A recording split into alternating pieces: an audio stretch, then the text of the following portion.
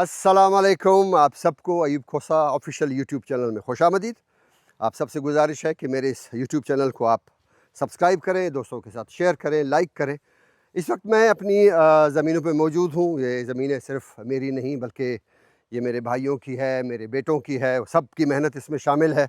मैं कभी कभार घूमने फिरने के लिए आ जाता हूँ।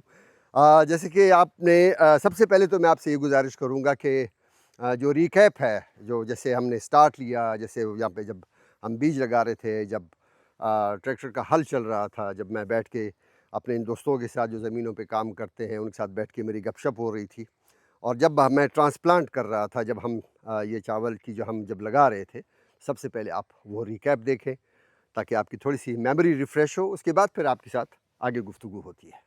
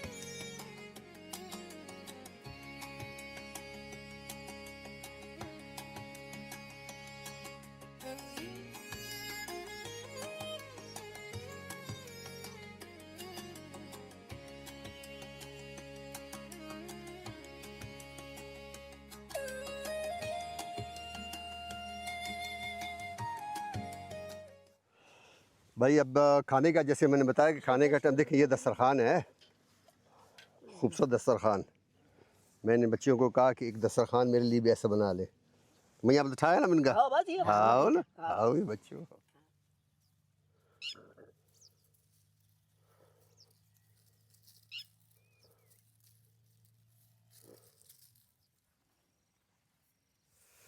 जी अल्हम्दुलिल्लाह, इस वक्त हम एंड ऑफ अक्टूबर में हैं। जैसे मैंने पहले आपको बताया कि इस वक्त वो फसल जो हमने बहुत पहले पहले शुरू में की थी, अब वो तैयार हो चुकी है।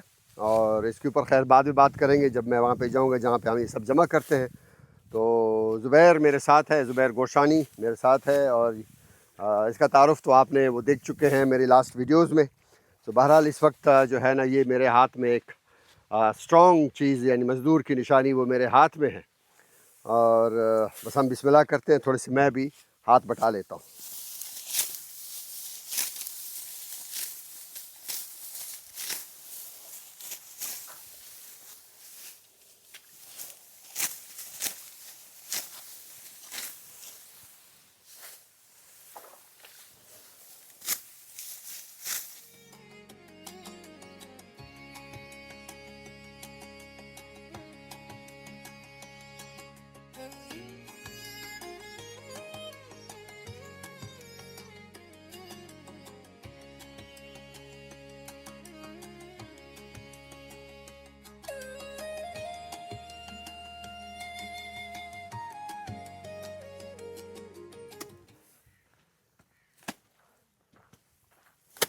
मज़ा नहीं हाँ यार। वाह कुट्टे को नहीं मजा ही नहीं। हाँ गंज मोले आगे। अल्हम्दुलिल्लाह।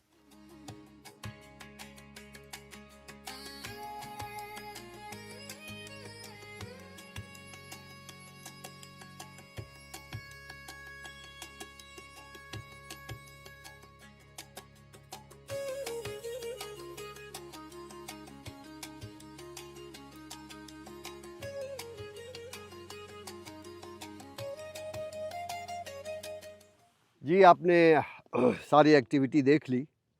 अब हम आते हैं अपने इस मेहनत की तरफ। और इसमें यकीनी तौर पे चाहे मैं एज़ अ ज़मींदार हूँ, चाहे ये जो सारे यहाँ पे काम करते हैं, चाहे ये हैं, हम सब शराकतदार हैं। मैं भी अनाज यहीं का खाता हूँ और ये भी अनाज यहीं का खाते हैं। और इसमें अगर मैं एक एवरेज, अगर मैं एवरेज बात करता हूँ एक एक एक एक्सपेंसेस की, एक ख़र्चे की, तो हमारे इस एरिया में अगर हम सिंध और बलूचिस्तान के इस एरिया की बात करते हैं, यानी डिस्ट्रिक्ट जैकोबाद की बात करते हैं या फिर डिस्ट्रिक्ट सोबतपुर की बात करते हैं, डिस्ट्रिक्ट सोबतपुर में हमारे एरिया, अगर हम रबी की तरफ जाते हैं या पटफीटर की तरफ जाते हैं तो वहाँ थोड़ा सा ज़रा एक मुख्तलिफ सा है। हमारे यहाँ अगर हम 75,000 या 80,000 या 85,000 या 90,000 ये एवरेज है, ये कम व बेश इस तरह का हमारे 1 एकड़ के ऊपर ख़र्चा आ जाता है, जिसमें ट्रैक्टर है या खाद है या दवाइयाँ हैं या फिर बीज है या फिर ये मेहनत है। लेकिन इस वक्त मैं अक्टूबर की बात कर रहा हूँ, इस वक्त जो इस धान की जो एक कीमत जा रही है मार्केट में, वो जा रही है तकरीबन कोई 2100, 2200, 2300, 2400 रुपये पर मन। यानी अगर हम टोटल एवरेज करते हैं तो जितना हम एकड़ से जो है ना ये धान हमारे पास आ रहा है तो ये हम एट पार हो जाते हैं, यानी कि जितना हमारा ख़र्चा हो रहा है उतना ही हमें इसकी जो है ना वो कीमत मिल रही है। मतलब हम जो इस वक्त काम कर रहे हैं हम नो प्रॉफिट और नो लॉस पे हैं।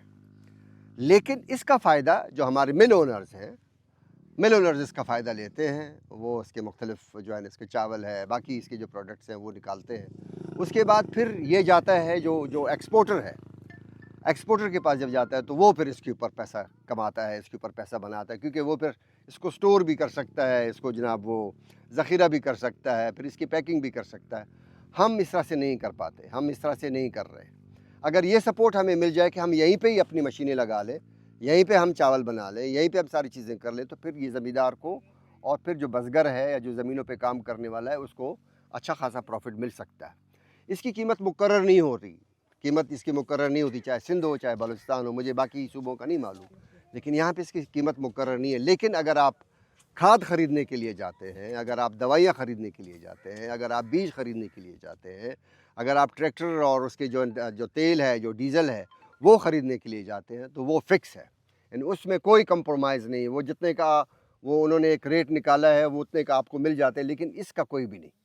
ये जो हम बेचने के लिए जाते हैं तो हम मजबूर है। वजह इसकी मजबूरी हमारी क्या है कि हमने बहुत सारा उधार लिया हुआ होता है, हमने बैंकों से उधार लिया होता है, बाकी जो हमारे यहाँ पे जो कारोबार करते हैं इसका उनसे उधार लिया होता है, धान की उसमें बीज की सूरत में, खाद की सूरत में, दवाइयों की सूरत में, तेल डीज़ल की सूरत में, वो हमने वो लिया हुआ होता है। तो हम मजबूर हो जाते हैं कि इस वक्त उनके फिर फ़ोन कॉल्स आने शुरू हो जाते हैं, जैसे आपके ऊपर ये कर्ज़ा है, आपके ऊपर ये कर्ज़ा है, जो कि ज़ाहिर है हज़ारों में नहीं है, लाखों में होता है। तो ये सबको अदा करने का एक वक्त होता है, तो उसमें फिर हम मजबूर हो जाते हैं, फिर हमें इसलिए हम ज़रा ब्लैकमेल हो जाते। तो मेरी ये दरख्वास्त है हुकूमत पाकिस्तान से, मेरी ये दरख्वास्त है तमाम हुकूमतों से, चाहे सिंध हो चाहे बलूचिस्तान हो, ख़ास तौर पे जिससे मेरा ताल्लुक़ है, उनसे दरख्वास्त है कि इसकी भी ज़रा एक रेट जो है ना, एक प्राइस जो है वो फ़िक्स करें। तो मैं इस वक्त चाय मेरे लिए आ चुकी है, मैं चाय पीऊँगा और फिर बाकी आपके साथ गुफ्तगू होती है।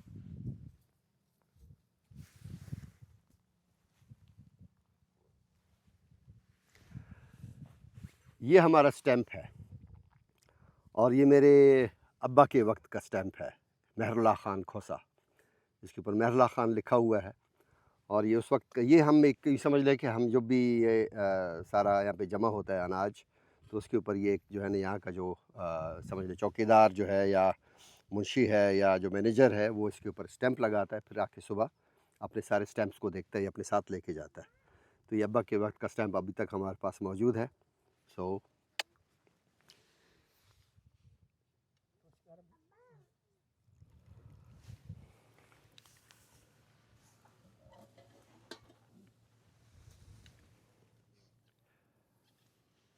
अच्छा, इनको पता है ना कि मुझे कहवा पसंद है, यानी ब्लैक टी मैं ये पीता हूँ, लेकिन ये कभी कभार जो है ना मुझे दूध वाली जो चाय है वो भी कभी कभार मुझे पिला लेते हैं।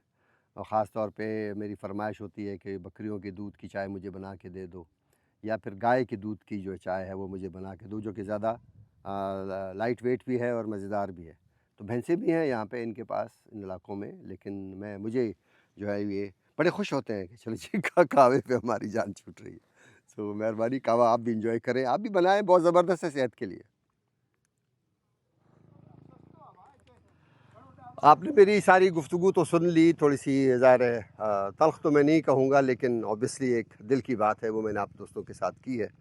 और ये वो बच्ची है रहीमा, और ये जो बेटी है खटन की बेटी है, और इससे मेरे साथ वादा किया था, वो जो मैंने आपको दस्तरखान दिखाया था अपने उस वीडियो में, तो ये मेरे लिए वो दस्तरखान रेडी करके आई है। कह लेंगे मैं अब्बा के लिए रेडी करके ले आई हूँ, बाबा के लिए। तो भाई अभी देखा मैंने ये देखें, ये जो मैंने आपको दिखाया था, ये रहीमा जो है ना मेरे लिए ये दस्तरखान तैयार कर चुकी है। ठीक है, बहुत ही खूबसूरत है, बहुत ही अच्छा है, बहुत ही अच्छा है। मेहरबानी बच्चों, मेहरबानी बेटा, मेहरबानी बच्चों।